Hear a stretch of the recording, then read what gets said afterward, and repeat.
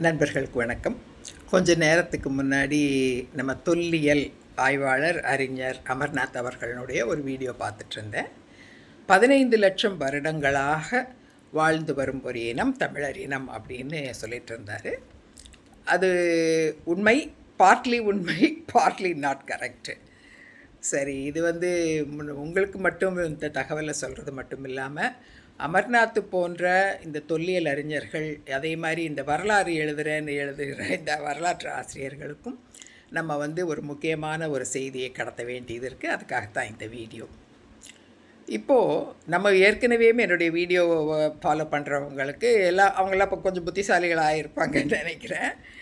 So நமக்கெல்லாம் தெரியும், இப்போ ஏற்கனவே குடியம் குகைகள் அப்படின்னு சொல்கிற இடத்துலேருந்தும் அத்திரப்பாக்கம் அந்த மாதிரி இடங்கள்லாம் பல காலங்களாக 1.5 மில்லியன் வருடங்களாக, அதாவது கிட்டத்தட்ட 15 லட்சம் வருடங்களாக மனிதர்கள் வாழ்ந்ததற்கான அடையாளங்கள் இருக்குது அப்படிங்கிறத நம்ம ஏற்கனவே சொல்லியிருந்தோம். எப்போ சொல்லியிருந்தோன்னா, இந்த விருமாண்டி 70,000 வருஷத்துக்கு முன்னாடி இந்த விருமாண்டியினுடைய ஜீன் ஆஃப்ரிக்காவில் இருந்து இங்கே வந்தது அப்படின்னு சொல்லி இதை ஒரு பெருமையாக காமிச்சப்போ நம்ம இதை சொன்னோம்.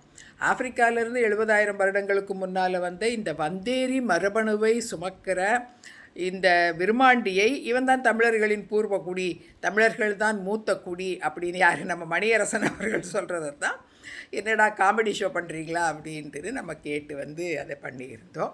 ஏன்னா இதே இடத்துல இங்கேயே இந்தியாவில் அதே மாதிரி நம்ம இன்றைய தமிழ்நாடுன்னு சொல்கிற பகுதியிலேயே நமக்கு பல காலமாக நமக்கு ஒரு உண்மை தெரியும். என்ன உண்மை தெரியும்னா, இதே பூமியில் நம்ம கிட்டத்தட்ட 15 லட்சம் வருடங்களாக நம்ம இங்கே வாழ்ந்திருக்கோம் அப்படிங்கிறதுக்கான ஆதாரங்கள் இருக்கும் பொழுது, வெறும் 70,000 வருஷத்துக்கு முன்னாடி வந்தவன் தான் பூர்வக்குடின்னு எதற்காக சொல்லணும் அப்படிங்கிற கேள்வியை கேட்டிருந்தோம். சரி, இந்த 15 லட்சம் வருடங்களாக யார் எங்கே வாழ்ந்திருக்காங்க அப்படின்னு பார்த்தோன்னா, நம்ம ஏற்கனவே சொன்னது தான் குடியம் குகைகள் அப்படின்னு இருக்குது. இந்த குடியம் குகைகளும் திருவள்ளூர் மாவட்டத்தில் தான் இருக்குது. 16 குகைகள் இருக்குது.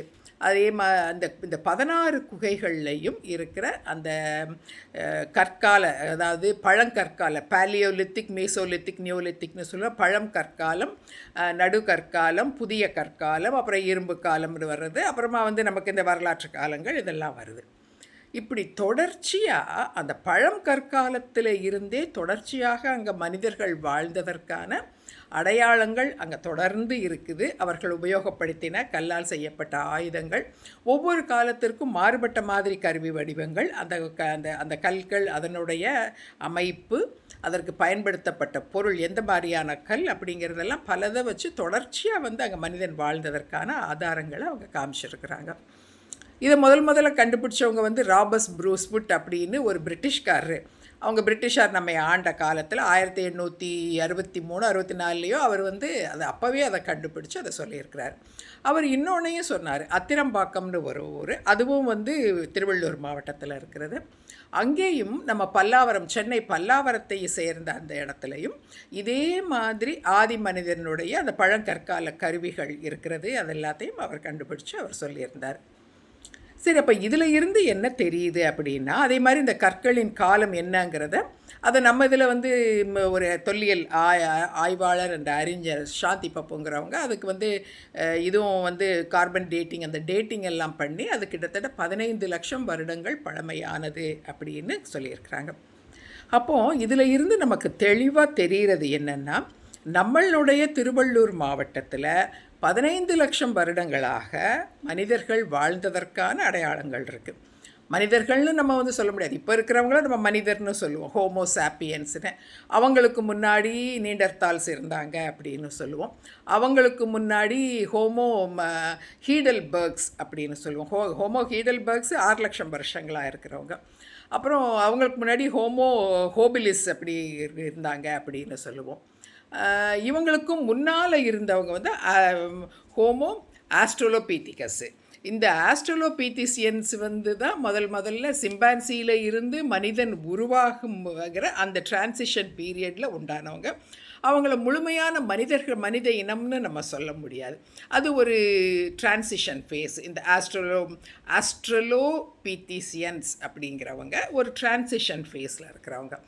அதற்கப்புறம் வந்த இந்த ஹோமோ எரக்டஸு, ஹோமோ ஹோபிலிஸு, அப்புறம் அந்த இவங்கெல்லாம் தான் ஹீடல்பர்கு, நீண்டர்தால்ஸு, ஹோமோசாப்பியன்ஸ் தான் நம்ம இப்போ இருக்கிறவங்க. நம்மெல்லாம் தான் மனித வகைகளில் சேர்ந்தது. ஆனால் நம்மளையும் பல வகையில் நம்ம உருவ அமைப்புகள் மாறி மாறி இப்போ இருக்கிற இந்த அமைப்புக்கு வந்திருக்கிறோம். ஸோ இந்த அமைப்பு இப்போ இதெல்லாம் இந்த 20 லட்சம் வருஷங்களுக்கு உள்ளதாக இதெல்லாம் நடந்திருக்குது.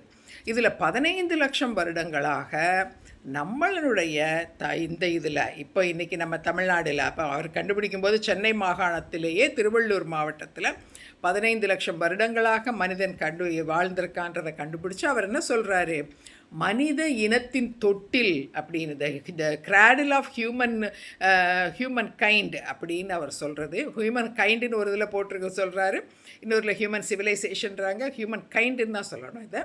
So the cradle of humankind அப்படின்னு சொல்லி அவர் சொல்கிறது எதை சொல்கிறாரு, அத்திரப்பாக்கத்தை தான் சொல்கிறார். அத்திரப்பாக்கம், குடியம் குகைகள் சொல்கிறார்.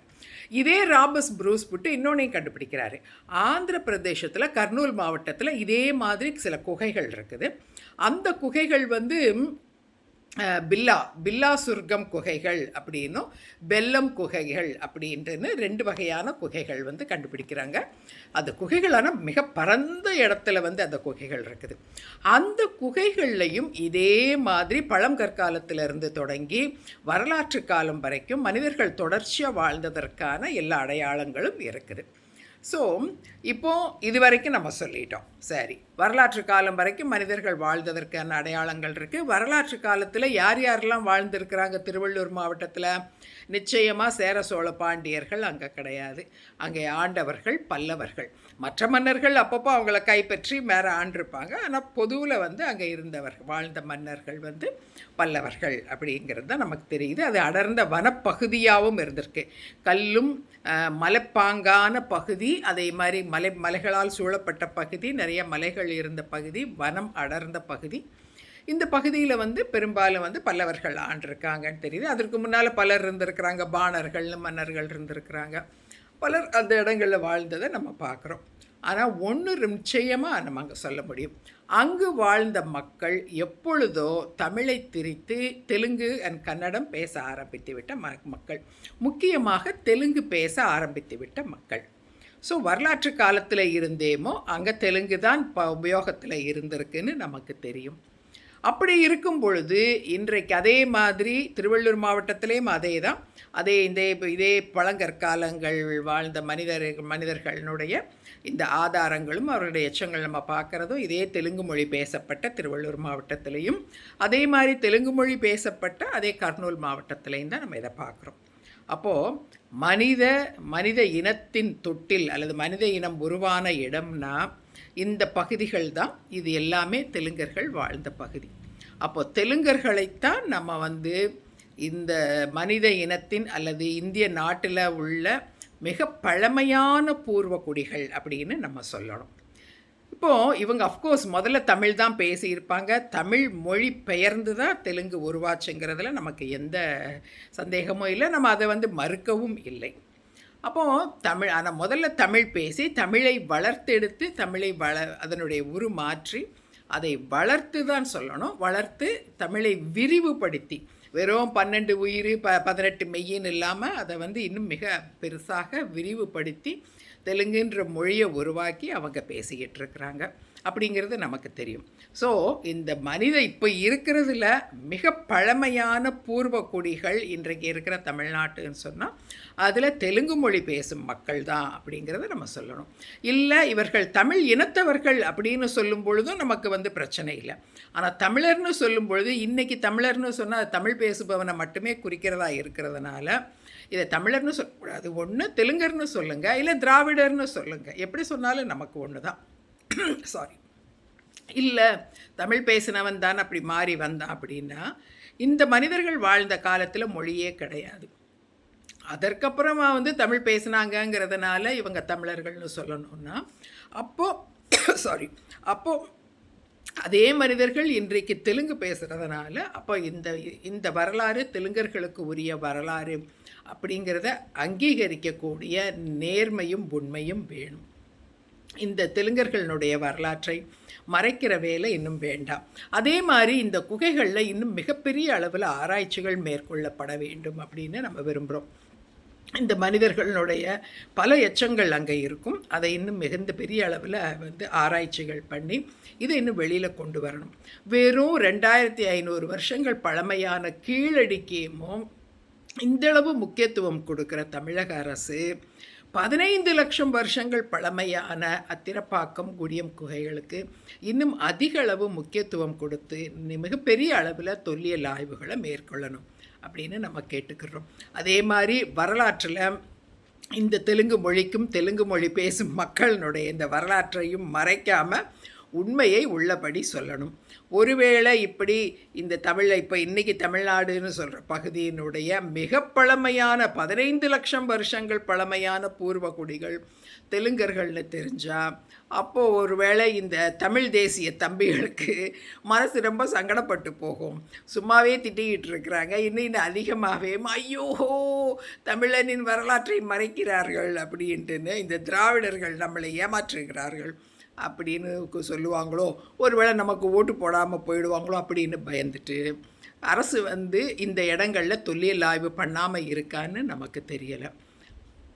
சரி, ஜோக்ஸ் அப்பார்ட், இதில் இன்னும் அதிகப்படியான ஆய்வுகள் மேற்கொள்ளப்படணும். குடியம் கேவ்ஸு, அத்திரப்பாக்கம் இந்த மாதிரி இடங்களில் நமக்கு இன்னும் நம்மளுடைய தொடர்ச்சியாக இந்த 15 லட்சம் வருடங்களுக்கும் உண்டான அந்த கண்டினியூட்டியையும் அந்த ஒவ்வொரு காலகட்டத்தில் வாழ்ந்த மக்களினுடைய அந்த கலாச்சாரம், அவங்க வாழ்வியல் முறைகளை பற்றி இன்னும் நமக்கு அதிக அளவில் ஆதாரங்கள் நமக்கு கிடைக்கும் பொழுது உலக அளவில் நம்ம இன்னும் நம்ம இந்தியாவினுடைய நம்ம தமிழ் இனத்தினுடைய பெருமை, தமிழ் இனம்னு தான் சொல்லணும், இல்லாட்டி திராவிடர்னு சொல்லுங்கள், தமிழர்னு சொல்லக்கூடாது, இந்த தமிழ் இனத்தினுடைய பெருமை இன்னும் தூக்கி பிடிக்கப்படும் அப்படிங்கிறதுல எந்த சந்தேகமும் இல்லை. ஓகே, பாய்.